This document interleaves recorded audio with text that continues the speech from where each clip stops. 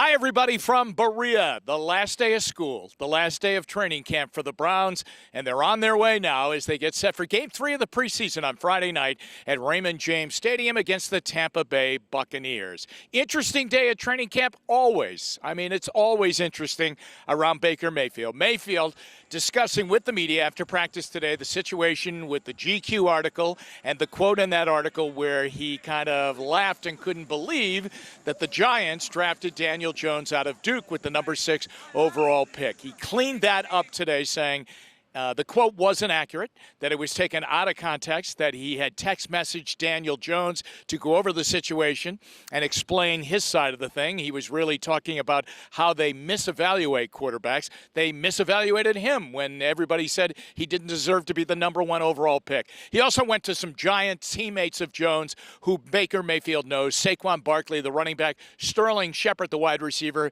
Baker played with him at the University of Oklahoma, and it looks as though everything is smooth and all cleared up. And remember, the Browns don't play the Giants this year either unless they get them in the playoffs in the Super Bowl. And I don't know about that, at least on the Giants side of things.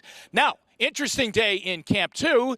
Baker Mayfield said that he'd like to play the first half in Game 3 of the preseason, and that's the dress rehearsal game. Interesting because it seems as though Freddie Kitchens seems content with the amount of work that the starters and, in fact, the whole team has gotten in during camp, and that maybe he'd pull back and not play the starters that much, if at all, in some circumstances on Friday night. But he does seem more open now to play the starters if they're healthy. If anybody has a nick or bump or bruise, they're not going to play. But maybe Mayfield feels that he needs a little bit more time underneath center and that he wants to play. And so if he does feel that way, I'm sure the Browns are going to be open-minded and allow him to get some playing time against the Bucs, which is great for us because you always enjoy seeing him play.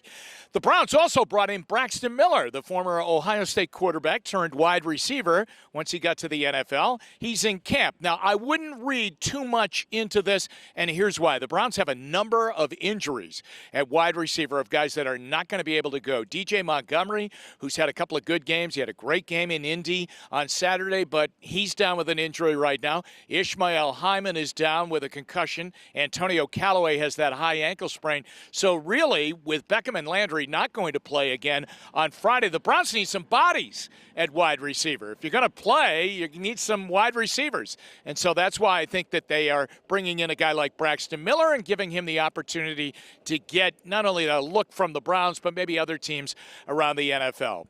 And how did camp end? The way it started and the way it went throughout the 3.5 weeks of training camp with a missed field goal.